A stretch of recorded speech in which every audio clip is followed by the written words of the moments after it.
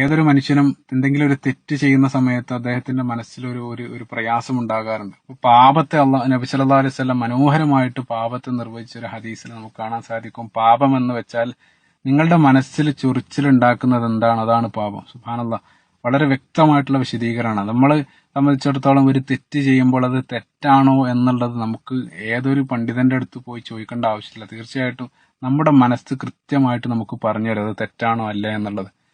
ഇത് അള്ളാഹു സുബ്ഹാനഹു വതആല നമ്മുടെ ശരീരത്തിൽ വെച്ചിട്ടുള്ള ഒരു അലാറമാണ്. യഥാർത്ഥത്തിൽ നമ്മളെ നന്മയിലേക്ക് നയിക്കാൻ വേണ്ടി അള്ളാഹു സുബ്ഹാനഹു വതആല ഓട്ടോമാറ്റിക് ആയിട്ട് നമ്മുടെ ശരീരത്തിൽ വെച്ചിട്ടുള്ള ഒരു അലാറമാണ് ഈ യഥാർത്ഥത്തിൽ ഈ ഒരു കുറ്റബോധം, അല്ലെങ്കിൽ ഈ രൂപത്തിൽ നമ്മളെ തെറ്റ് ചെയ്യുമ്പോൾ നമ്മളെ പിന്തിരിപ്പിക്കുന്ന ഈ ഒരു ചിന്തയൊക്കെ അള്ളാഹു സുബ്ഹാനഹു വതആല നമ്മളിൽ നിക്ഷേപിച്ചതാണ്.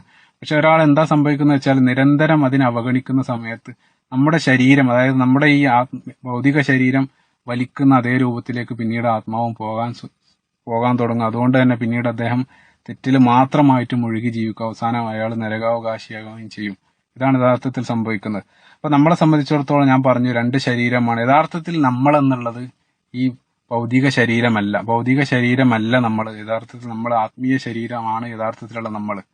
അതെങ്ങനെയാണ് മനസ്സിലാക്കേണ്ടതെന്ന് വെച്ചാൽ നമുക്കറിയാം, നബി സല്ലല്ലാഹു അലൈഹി വസല്ലം ഒരു ഹദീസിൽ വിശദീകരിക്കുന്നുണ്ട്. ആദം നബി അലൈഹി സ്വലാത്തു വസ്സലാമിനെ സൃഷ്ടിച്ചതിന് ശേഷം അള്ളാഹു സുബ്ഹാനഹു വതആല ഭൂമിയിൽ വരാനിരിക്കുന്ന മുഴുവൻ മനുഷ്യരുടെയും ആത്മാവിനെ സൃഷ്ടിച്ചു. സുബ്ഹാനല്ലാഹ്. അതായത് അവസാനമായിട്ട് ഈ ഭൂമി യൗമുൽ ഖിയാമക്ക് തൊട്ട് മുമ്പായിട്ട് അവസാനമായിട്ട് ജനിക്കാൻ പോകുന്ന ഒരു മനുഷ്യനടക്കമുള്ള മുഴുവൻ മനുഷ്യരുടെയും ആത്മാവ്, നിങ്ങളെയും എന്റെയും എല്ലാ ആത്മാവ് അള്ളാഹു സുബ്ഹാനഹു വതആല സൃഷ്ടിച്ചു. അതിനുശേഷം അള്ളാഹു സുബ്ഹാനഹു വതആലയും മുഴുവൻ ആത്മാക്കളെയും നിരത്തി നിർത്തിക്കൊണ്ട് ചോദിക്കുന്ന ഒരു ചോദ്യം സൂറത്തുൽ അറാഫിൽ നമ്മൾ കാണുന്നുണ്ട്. അലസ്തു ബി റബ്ബിക്കും, ഞാനല്ലയോ നിങ്ങളുടെ രക്ഷിതാവ്? അപ്പം ഈ ആത്മാക്കൾ എല്ലാവരും അവിടെ വെച്ചുകൊണ്ട് സാക്ഷ്യം പറഞ്ഞു, ബല, അതെ നീയാണ്. അപ്പൊ അതുകൊണ്ടാണ് നമുക്കറിയാം, ലോകത്തിലെ ഏത് നാഗരികതയുടെ ചരിത്രം നിങ്ങൾ പരിശോധിക്കുകയാണെങ്കിലും എല്ലാവരും അടിസ്ഥാനപരമായി ദൈവവിശ്വാസികളായിരിക്കും. ഇപ്പം പലപ്പോഴും ഭൗതികവാദികളായിട്ടുള്ള ആളുകൾ പറയാറുണ്ട്, പ്രപഞ്ചത്തിലുള്ള ചില പേടിപ്പിക്കുന്ന പ്രതിഭാസങ്ങളിൽ നിന്ന് രൂപമെടുത്താണ് ദൈവവിശ്വാസം എന്നവർ പരിഹസിച്ചുകൊണ്ട് മതവിശ്വാസികൾക്കെതിരെ പറയാറുണ്ട്. പക്ഷെ നമ്മൾ ചിന്തിച്ചു നോക്കുക, ഏറ്റവും പുരാതനമായിട്ടുള്ള നാഗരികതയുടെ ചരിത്രം മുതൽ ഇന്ന് ഏറ്റവും നൂതനമെന്ന് നമ്മൾ കരുതുന്ന ഈ ശാസ്ത്രീയ യുഗത്തിൽ പോലും ഒരേപോലെ നിലനിൽക്കുന്ന ഒരു അതായത് ദൈവവിശ്വാസം കൂടി വരിക മാത്രമാണ് ചെയ്യുന്നത്. അതുകൊണ്ട് അതിൽ നിന്ന് മനസ്സിലാക്കുന്നത് അടിസ്ഥാനപരമായിട്ട് മനുഷ്യന്റെ ഫിത്രത്താണ് യഥാർത്ഥത്തിൽ ദൈവവിശ്വാസം. ഈ ഫിത്രത്ത് ലഭിക്കാനുള്ള കാരണം ഈ ഒരു സാക്ഷ്യമാണ്. അതായത് അള്ളാഹുവിന്റെ മുന്നിൽ നമ്മൾ സാക്ഷ്യം വഹിച്ചതാണ് അള്ളാഹു മാത്രമാണ് ആരാധനക്കർഹൻ, അള്ളാഹുവാണ് സൃഷ്ടാവ് എന്നുള്ളത് നമ്മൾ സാക്ഷ്യം വഹിച്ചിട്ടുണ്ട്. അപ്പൊ ഞാൻ പറഞ്ഞുകൊണ്ടിരുന്നത് എന്താന്ന് വെച്ചാൽ, ഈ ഒരു ആത്മാവ്, അതായത് യഥാർത്ഥത്തിലുള്ള, അപ്പൊ ഞാൻ മുഹമ്മദ് ആണെങ്കിൽ യഥാർത്ഥത്തിലുള്ള മുഹമ്മദ് എന്നുള്ളത് ആ ആത്മാവാണ്. ഈ ആത്മാവാണ് പിന്നീട് മലക്ക്, നമ്മുടെ ഹദീസിൽ നബി സല്ലല്ലാഹു അലൈഹി വസല്ലം അതും ഹദീസിൽ വിശദീകരിച്ചിട്ടുണ്ട്, 40-ാമത്തെ ദിവസം ഈ റൂഹുമായിട്ട്, അതായത് യഥാർത്ഥത്തിലുള്ള ഈ മുഹമ്മദ് എന്ന വ്യക്തിയുമായിട്ട് മലക്ക് വന്നിട്ട് നമ്മുടെ ഭൗതിക ശരീരത്തിലേക്ക് ഈ റൂഹിനെ നിക്ഷേപിക്കും. അവിടെ വെച്ചുകൊണ്ടാണ് നമ്മുടെ ജീവിതം ആരംഭിക്കുന്നത്. പിന്നീടുള്ള ജീവിതകാലം മുഴുവനും ഈ രണ്ട് ശരീരങ്ങൾ, അതായത് ഒന്ന് ഭൗതിക ശരീരവും ആത്മീയ ശരീരവുമായിട്ട് നമ്മൾ ജീവിച്ചുകൊണ്ടിരിക്കുകയാണ്. പിന്നീട് നമ്മുടെ മരണം സംഭവിക്കുന്ന സമയത്ത് യഥാർത്ഥത്തിലുള്ള നിങ്ങളുടെ ഈ ഭൗതിക ശരീരത്തിൽ നിന്നും പുറത്തു പോവുകയാണ്. ഏതുപോലെ വെച്ചാൽ നമുക്കറിയാം, നമ്മുടെ നാട്ടിലൊക്കെ ഈ പാമ്പിനെ സംബന്ധിച്ച് നമ്മൾ കേൾക്കാറുണ്ട്. പാമ്പ് പടം പൊഴിച്ചു പോകുന്ന ഒരു ഇത് കേട്ടിട്ടുണ്ടാവും. പ്രത്യേകിച്ച് ഈ ഗ്രാമപ്രദേശങ്ങളിലൊക്കെ ജീവിക്കുന്ന ആളുകൾക്ക് അറിയാം. പലപ്പോഴും നമ്മുടെ പ്രദേശങ്ങളിൽ ഈ പാമ്പിന്റെ പടം കാണുന്ന സമയത്ത് നമ്മൾ തെറ്റിദ്ധരിക്കും. അപ്പൊ നമ്മൾ പാമ്പാണെന്ന് കരുതി അതിന്റെ അടുത്ത് അതിനെ അടിക്കാൻ പോകുന്ന സന്ദർഭത്തിൽ നമ്മൾ കാണും എന്താ, പാമ്പിന്റെ പടം മാത്രമാണ്, യഥാർത്ഥത്തിൽ പാമ്പ് അവിടെ ഇല്ല. അതേപോലെ യഥാർത്ഥത്തിൽ നമ്മുടെ ആത്മാവാകുന്ന നമ്മൾക്ക് നൽകിയ ഒരു കവറിങ് മാത്രമാണ് യഥാർത്ഥത്തിൽ ഈ ഭൗതിക ശരീരം എന്നുള്ളത്. ഈ ഭൗതിക ശരീരത്തിൽ നിന്ന് നിങ്ങൾ യഥാർത്ഥത്തിൽ പുറത്തു വരുന്നത് മരണസമയത്താണ്. അതുകൊണ്ടാണ് മരണം എന്നുള്ളത് ഇന്നും ശാസ്ത്രീയമായിട്ട് വിശദീകരിക്കാൻ അവർക്ക് സാധിച്ചിട്ടില്ല. ശാസ്ത്രീയമായിട്ട് വിശദീകരിക്കാൻ സാധിക്കാത്ത പ്രതിഭാസങ്ങളുടെ കൂട്ടത്തിൽ ഏറ്റവും മുൻനിരയിലുള്ള ഒന്നാണ് ഈ ഉറക്കും മരണമൊക്കെ. കാരണം വിശദീകരിക്കാൻ സാധിക്കുന്നില്ല. കാരണം ഭൗതിക ശരീരവുമുണ്ട്, ജീവനും അതേ രൂപത്തിൽ മനുഷ്യന്റെ ശരീരത്തിൽ അവശേഷിക്കുന്നുണ്ട്. പക്ഷെ എന്താണ് സംഭവിക്കുന്നതെന്ന് അവർക്ക് വിശദീകരിക്കാൻ സാധിക്കുന്നില്ല. പക്ഷേ നബി സല്ലല്ലാഹു അലൈഹി വസല്ലം വളരെ കൃത്യമായിട്ട് നമുക്കത് വിശദീകരിച്ച് തന്നിട്ടുമുണ്ട്. അപ്പം ഭൗതിക ശരീരത്തെ ഉപയോഗിച്ച്, അതായത് നമ്മുടെ മുഖംമൂടി അവിടെ ഇട്ടുകൊണ്ട് നമ്മൾ യഥാർത്ഥത്തിൽ അള്ളാഹുവിലേക്ക് മടങ്ങുന്ന സന്ദർഭമാണ് മരണം. അപ്പൊ നിങ്ങളൊന്ന് ആലോചിച്ച് നോക്കുക. അപ്പം യഥാർത്ഥത്തിൽ നിങ്ങൾ ചിന്തിക്കേണ്ട ഒരു കാര്യം എന്താന്ന് വെച്ചാൽ, നമ്മൾ ഈ നമ്മുടെ മുഖം മൂടി ഇവിടെ ഇട്ടുകൊണ്ട് നമ്മൾ പുറത്തു പോകുന്ന സന്ദർഭത്തിൽ യഥാർത്ഥത്തിൽ നമ്മൾ മരിക്കുന്നില്ല. യഥാർത്ഥത്തിൽ നമ്മുടെ ശരീരം ഉപേക്ഷിച്ച് നമ്മൾ അള്ളാഹുവിലേക്ക് മടങ്ങുക മാത്രമാണ് ചെയ്യുന്നത്. അതുകൊണ്ടാണ് നബി സല്ലല്ലാഹു അലൈഹി വസല്ലം നമുക്ക് ഹദീസിൽ കാണാൻ സാധിക്കും, ഒരാൾ ഖബറിലേക്ക് അദ്ദേഹത്തിന്റെ ജനാസ കൊണ്ടുപോകുന്ന സമയത്ത് അദ്ദേഹം വിളിച്ചു പറയും, നല്ല മനുഷ്യനാണെങ്കിൽ അദ്ദേഹം വിളിച്ചു പറയും എന്ത്, എന്നെ പെട്ടെന്ന് കൊണ്ടുപോകാൻ വേണ്ടി അദ്ദേഹം ഉറക്കെ വിളിച്ചു പറയും. ചീത്ത മനുഷ്യനാണെങ്കിൽ അദ്ദേഹം എന്നെ കൊണ്ടുപോകരുതെന്ന് അദ്ദേഹം ഉറക്കെ വിളിച്ചു പറയും. നബി സല്ലല്ലാഹു അലൈഹി വസല്ലം പറഞ്ഞു, ഈ വിളിച്ചു പറയുന്ന അവരുടെ ഈ അട്ടഹാസം എങ്ങാനും മനുഷ്യൻ കേട്ട് ലോകത്തുള്ള മുഴുവൻ സൃഷ്ടികളും അത് കേൾക്കും, മനുഷ്യനൊഴികെ. മനുഷ്യനെങ്ങാനും കേൾക്കാനുള്ള ശക്തി അള്ളാഹു നൽകിയിരുന്നെങ്കിൽ പിന്നീട് ഒരിക്കലും നിങ്ങൾ ഖബറിന്റെ അടുത്തേക്ക് പോകില്ലായിരുന്നു എന്ന് നബി സല്ലല്ലാഹു അലൈഹി വസല്ലം പറയുകയുണ്ടായി. അപ്പൊ അതിൽ നിന്ന് നമ്മൾ മനസ്സിലാകുന്ന യഥാർത്ഥത്തിലുള്ള നമ്മൾ അപ്പോഴും മരിക്കുന്നില്ല, മറിച്ച് അള്ളാഹുവിലേക്ക് നമ്മളെ ഈ ഭൗതിക ശരീരമാകുന്ന മുഖംമൂടി നമ്മൾ അഴിച്ചു വെച്ചുകൊണ്ട് അള്ളാഹുവിലേക്ക് മടങ്ങുന്ന സന്ദർഭം മാത്രമാണ് യഥാർത്ഥത്തിലുള്ള മരണം. പിന്നീട് നമ്മൾ ഖബറിൽ ഉള്ള കാലം അത്രയും നമുക്ക് ശിക്ഷയും എല്ലാം ലഭിച്ചുകൊണ്ടിരിക്കും. അവിടെ വെച്ചുകൊണ്ട് നല്ല ആളുകൾക്ക് നല്ല കാഴ്ചയും നല്ല ആളുകൾക്ക് സ്വർഗീയ ലോകത്തെ സംബന്ധിച്ചുള്ള കാഴ്ചയും ചീത്ത ആളുകൾക്ക് അദാബും എല്ലാം ശിക്ഷയുണ്ട് എന്നെല്ലാം നബി സല്ലല്ലാഹു അലൈഹി വസല്ലം പഠിപ്പിച്ചു. പിന്നീട് എന്താ സംഭവിക്കുന്നത്? യഥാർത്ഥത്തിൽ നമ്മൾ മരണപ്പെടുന്നത് എല്ലാം മരണപ്പെടുന്ന ഒരു സമയം കാഹളത്തിൽ ഊതപ്പെടുന്ന അവസാനമായിട്ട് കാഹളത്തിൽ ഊതപ്പെടുന്നതോടെ പ്രപഞ്ചത്തിലുള്ള മുഴുവൻ സൃഷ്ടികളും മരണപ്പെടും. കുല്ലുമൻ അലൈഹ ഫാൻ വയബഖ വജ്ഹി റബ്ബിക ദുൽ ജലാലി വൽ ഇക്റാം, സൂറത്ത് റഹ്മാൻ. അപ്പൊ ആ സമയത്ത് പ്രപഞ്ചത്തിലുള്ള മുഴുവനും മലക്കുകളും മനുഷ്യരും ജിന്നുകളും എല്ലാം മരണപ്പെടുന്ന സന്ദർഭത്തിൽ നമ്മുടെ ഈ ആത്മാവും അവിടെ വെച്ചുകൊണ്ട് മരണം രുചിക്കും, അതായത് മരണപ്പെടും. ആ മരണപ്പെട്ടതിന് ശേഷം അള്ളാഹു വീണ്ടും നമ്മളെ പുനർജനിപ്പിക്കും. ഈ പുനർജനിപ്പിക്കുന്ന സമയത്ത് നമ്മൾ പുനർജനിക്കുന്നത് വെറും ആത്മാവല്ല, നമ്മുടെ ഈ രണ്ട് ശരീരവും കൂടി ചേർന്നുകൊണ്ടാണ് പിന്നീട് നമ്മൾ പുനർജനിക്കുന്നത്. പക്ഷെ ഒരു പ്രധാനപ്പെട്ട വ്യത്യാസം എന്താന്ന് വെച്ചാൽ, ഭൂമിയിൽ നമ്മളെ സംബന്ധിച്ചിടത്തോളം നമ്മുടെ ആത്മാവിന്റെ ചിന്തകൾക്കനുസരിച്ച് നമ്മുടെ ഭൗതിക ശരീരത്തെ നമുക്ക് ചലിപ്പിക്കാൻ സാധിക്കും. ഇപ്പോൾ ഞാൻ കൈ ഉയർത്തണമെന്ന് കരുതിയാൽ എനിക്ക് കൈ ഉയർത്താൻ സാധിക്കും. ഞാൻ ഒരു തെറ്റ് ചെയ്യണമെന്ന് വിചാരിച്ചു കഴിഞ്ഞാൽ, അല്ലെങ്കിൽ എന്റെ ആത്മാവിൽ അല്ലെങ്കിൽ മനസ്സിൽ മനസ്സെന്ന് പറഞ്ഞാൽ ഈ ആത്മീയ ശരീരത്തിന്റെ ഭാഗമാണ്. മനസ്സിൽ ഞാൻ എന്താണോ ചിന്തിക്കുന്നത് അതനുസരിച്ചുകൊണ്ട് എന്റെ ഭൗതിക ശരീരം പ്രവർത്തിച്ചുകൊണ്ടിരിക്കും ഭൂമിയിലുള്ള ജീവിതകാലം മുഴുക്കെ. പക്ഷെ അതേസമയം മരണാനന്തര ജീവിതത്തിൽ നിങ്ങൾ ഉയർത്തെഴുന്നേൽക്കുന്ന സമയത്ത് നിങ്ങളുടെ കൺട്രോൾ, അതായത് നിങ്ങളുടെ ആത്മീയ ശരീരത്തിന്റെ കൺട്രോളിലാകില്ല നിങ്ങളുടെ ഭൗതിക ശരീരം. അവിടെ അള്ളാഹുവാണ് അതിനെ കൺട്രോൾ ചെയ്യുന്നത്. അതുകൊണ്ടാണ് വല്യൗമ നഖ്തിമു അലാ അഫ്വാഹിഹിം വതുകല്ലിമുന ഐദീഹിം വനശ്ഹദു അർജുലഹും എന്ന് പറയുന്ന സൂറത്തു യാസീനുള്ള വചനം നമ്മൾ കാണാൻ സാധിക്കുന്നത്. അതായത് അവിടെ വെച്ചുകൊണ്ട് നമ്മുടെ ശരീരത്തിന്റെ ഓരോ അവയവങ്ങൾ സംസാരിക്കാൻ തുടങ്ങും. ഈ സന്ദർഭത്തിൽ അദ്ദേഹം ഈ അവയവത്തോട് ചോദിക്കുന്നുണ്ട്, നിങ്ങൾക്ക് വേണ്ടിയിട്ടല്ല ഭൂമിയിൽ വെച്ച് ഞാൻ ഹറാമ് ചെയ്തത്, പിന്നെ നിങ്ങൾ എന്തിനാണ് എനിക്കെതിരെ സാക്ഷ്യം പറയുന്നതെന്ന് അതായത് അദ്ദേഹത്തിന്റെ ആത്മാവ് അദ്ദേഹത്തിന്റെ ഭൗതിക ശരീരത്തോട് ചോദിക്കുന്ന ഒരു സന്ദർഭം പരിശുദ്ധ ഖുർആനിൽ വിശദീകരിക്കപ്പെട്ടിട്ടുണ്ട്. അപ്പൊ അതേപോലെ തന്നെ മറ്റൊരു സംഭവം നമുക്ക് സൂറത്തുൽ ഹാഖയിൽ അല്ലാഹു സുബ്ഹാനഹു വ തആല വിശദീകരിക്കുന്നുണ്ട്. വിജയികളെ സംബന്ധിച്ച് അല്ലാഹു സുബ്ഹാനഹു വ തആല അമ്മാമൻ ഊതിയ കിതാബഹു ബിശിമാലിഹി ഫയഖൂലു യാ ലൈതനി ലം ഊത കിതാബിയ, അവിടെ രണ്ട് വിഭാഗത്തെ അള്ളാഹു സൂചിപ്പിക്കുന്നുണ്ട്. വലത് കൈയിൽ ഗ്രന്ഥം വാങ്ങുന്ന ഒരു വിഭാഗം, അതേപോലെ തന്നെ ഇടത് കൈയിൽ ഗ്രന്ഥം വാങ്ങുന്ന ഒരു വിഭാഗം. ഈ രണ്ട് വിഭാഗത്തെ അള്ളാഹു സൂചിപ്പിക്കും. അപ്പം വലത് കൈയിൽ വാങ്ങിയവരാണ് വിജയികളെന്ന് നമുക്കറിയാം. അതുകൊണ്ട് തന്നെ എല്ലാവരും വലത് കൈ നീട്ടും, പക്ഷെ നീട്ടാൻ സാധിക്കില്ല. അതുകൊണ്ടാണ് ഞാൻ നേരത്തെ സൂചിപ്പിച്ചത്, നമ്മുടെ ആത്മാവിന്റെ അല്ലെങ്കിൽ നമ്മുടെ ശരീരം നമ്മുടെ നിയന്ത്രണത്തിലാകില്ല, മറിച്ച് അള്ളാഹുവിന്റെ നിയന്ത്രണത്തിലായിരിക്കും. നമ്മൾ ഉദ്ദേശിച്ചതുപോലെ അവിടെ ഭൂമിയിലുള്ളതുപോലെ അവിടെ പ്രവർത്തിക്കാൻ സാധിക്കില്ല എന്നുള്ള ചുരുക്കം. അവിടെ വെച്ചുകൊണ്ട് അള്ളാഹു വിചാരണ ചെയ്യും. വിചാരണ ചെയ്യുന്ന സന്ദർഭത്തിൽ നമുക്ക് നൽകിയ ഈ മുഖംമൂടി, അതായത് ഈ ഭൗതിക ശരീരമാകുന്ന മുഖംമൂടിയിലുള്ള ഓരോ അവയവങ്ങൾ എന്നുള്ളത് ഈ നമ്മുടെ ആത്മാവിനുള്ള ഈ കവറിങ്ങിൽ നമുക്ക് നൽകിയ ഓരോ ഈ അമാനത്താകുന്ന ഓരോ അവയവങ്ങൾ അവിടെ വെച്ചുകൊണ്ട് അള്ളാഹുവിന് മുമ്പിൽ സാക്ഷ്യം പറയും. അള്ളാഹു സുബ്ഹാനഹു വ തആല ഇന്ന സമഅ വൽ ബസറ കുല്ലു ഉലൈക കാന മസ്ഊല, ഓരോന്ന് ചോദ്യം ചെയ്യപ്പെടും. അപ്പം കണ്ണ് അള്ളാഹുവിനോട് പറയും, അള്ളാഹുവെ നീ നൽകിയ ഈ കണ്ണെന്നുള്ള അമാനത്ത് ആത്മാവാകുന്ന ഇവൻ, അതായത് യഥാർത്ഥത്തിലുള്ള ഇവൻ എന്നെ നിന്നെക്കുറിച്ചുള്ള നല്ല സ്മരണകൾ നിലനിർത്താൻ മാത്രമാണ് ഉപയോഗിച്ചതെന്ന് കണ്ണ് അള്ളാഹുവിനോട് മറുപടി.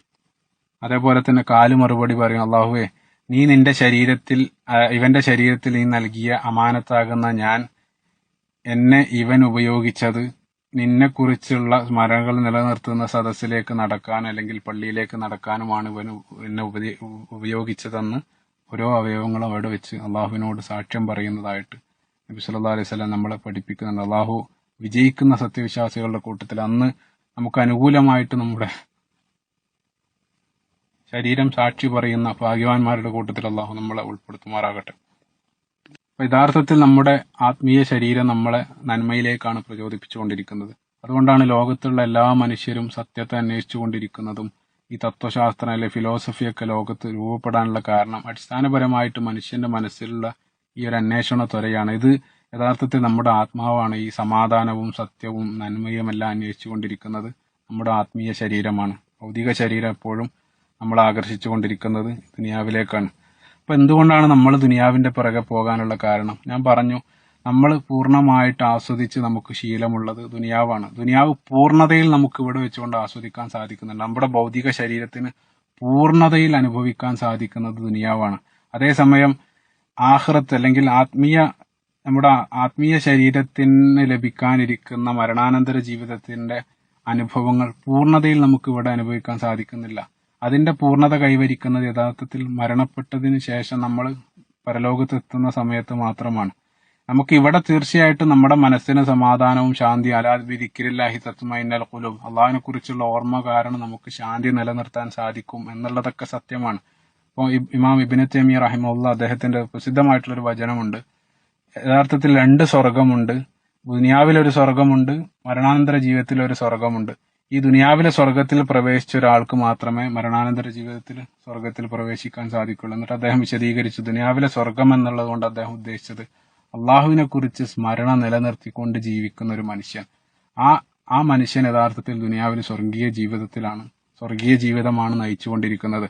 ആ ഒരു ജീവിതം നയിച്ച ആൾക്ക് മാത്രമേ, അതായത് നമ്മുടെ സൽക്കർമ്മങ്ങളും നമ്മുടെ കർമ്മങ്ങളും നമ്മളെ സ്വർഗീയമായിട്ടുള്ള ഒരു അനുഭൂതി നമുക്ക് സൃഷ്ടിക്കാൻ നൽകുന്നുണ്ടെങ്കിൽ തീർച്ചയായിട്ടും അയാൾക്ക് മരണാനന്തര ജീവിതത്തിൽ അള്ളാഹു സ്വർഗം നൽകുമെന്ന് പ്രസിദ്ധമായിട്ടുള്ള ഒരു വാക്യമുണ്ട്. അപ്പൊ അതായത് ദുനിയാവിൽ നമുക്ക് സുഖങ്ങളും നമ്മുടെ ആത്മീയ ശരീരത്തിന് സുഖങ്ങൾ അനുഭവിക്കാൻ സാധിക്കുന്നുണ്ടെങ്കിൽ അത് പൂർണ്ണതയിൽ അനുഭവിക്കാൻ സാധിക്കുന്നില്ല. പക്ഷെ അതേസമയം ദുനിയാവ് നമുക്ക് പൂർണ്ണമായിട്ട് അനുഭവിക്കാനും സാധിക്കുന്നുണ്ട്. ദുനിയാവ് മധുരമുള്ളതല്ലേ? തീർച്ചയായിട്ടും മധുരമുള്ളതാണ്. ദുനിയാവിന്റെ അനുഭവങ്ങൾ എന്നുള്ളത് മധുരിക്കുന്നത് തന്നെയാണ്. പക്ഷെ അതേസമയം ആ ദുനിയാവിന്റെ അനുഭവങ്ങളൊന്നും ശാശ്വതവുമല്ല. അള്ളാഹു സുബ്ഹാനഹു വ തആല ഫതമത്തഉ ഫിൽ ഹയാത്തി ദുനിയ ഖലീല, ദുനിയാവ് എന്നുള്ളത് ഉത്തമമാണ്, പക്ഷെ അത് വളരെ കുറച്ച് മാത്രമേ ഉള്ളെന്ന് അള്ളാഹു സുബ്ഹാനഹു വ തആല പറയുന്നുണ്ട്. അപ്പൊ നമ്മളൊരു ഉദാഹരണത്തിലൂടെ അത് വ്യക്തമാക്കാൻ വേണ്ടി ശ്രമിക്കുകയാണ്. ഇപ്പൊ നമുക്കറിയാം, നമ്മൾ ചായ കുടിക്കുന്ന സമയത്ത് നമ്മൾ ഒരു ഉദാഹരണം പറയാണ്. ഒരാൾ ചായ കുടിക്കുന്നത് ശീലിച്ച് പല ആളുകൾ പല രൂപത്തിലാണ്. ഇപ്പൊ പ്രത്യേകിച്ച് ഈ പ്രമേഹമൊക്കെ വന്നതിന് ശേഷം പല രൂപത്തിലാണ് പല ആളുകൾ ഇപ്പോൾ മാർക്കറ്റിലൊക്കെ നമുക്ക് വാങ്ങാൻ സാധിക്കുന്ന ഈ പ്രമേഹ രോഗികൾക്കായിട്ടുള്ള ഒരു ഷുഗർ ഉണ്ട്, ഒരു പഞ്ചസാര. ഈ പഞ്ചസാരയുടെ പ്രത്യേകത എന്താണെന്ന് വെച്ചാൽ അത് കഠിനമായിട്ടുള്ള മധുരമായിരിക്കും. ആ പഞ്ചസാര ശീലിച്ച ഒരു വ്യക്തിക്ക് പിന്നീട് നമ്മൾ സാധാരണ ഉപയോഗിക്കുന്ന പഞ്ചസാര ഇട്ട് ചായ കൊടുത്ത് അദ്ദേഹത്തിന് ചായ ആസ്വദിക്കാൻ സാധിക്കില്ല. കാരണം ഈ പ്രമേഹ രോഗികൾക്കായിട്ട് ലഭിക്കുന്ന ഈ സ്റ്റിവിയ എന്ന് പറയുന്ന ഒരു ഇലയിൽ നിന്ന് തെക്കേ അമേരിക്കയിലുള്ള ഒരു പ്രത്യേകമായിട്ടുള്ള ഒരു ഇലയുണ്ട്. ആ ഇലയെ സംബന്ധിച്ച് അവർ പറയുന്നത് ആ ഇല ഒന്ന് വായിലിട്ട് കഴിഞ്ഞാൽ 2 മണിക്കൂറോളം അതിന്റെ മധുരം വായിൽ അനുഭവിക്കാൻ സാധിക്കുന്ന അത്ര മധുരമുള്ള കഠിനമായിട്ടുള്ള മധുരം. പക്ഷെ അത് 100% പ്രകൃതിദത്തവുമാണ്, അതിൽ കലോറി ഇല്ല. അപ്പൊ ഇതിൽ നിന്ന് ഉൽപ്പാദിപ്പിക്കപ്പെടുന്ന ഈ പഞ്ചസാര ഇട്ട് സ്ഥിരമായിട്ട് നമ്മൾ ചായ കുടിക്കുകയാണെങ്കിൽ പിന്നീട് നമ്മളെല്ലാവരും ഉപയോഗിക്കുന്ന അതേ പഞ്ചസാര ഇട്ട് അത് എത്ര ഇട്ട് കൊടുത്താലും ആ മനുഷ്യന് ആ ചായ അത് അനുഭവിക്കാൻ സാധിക്കൂല.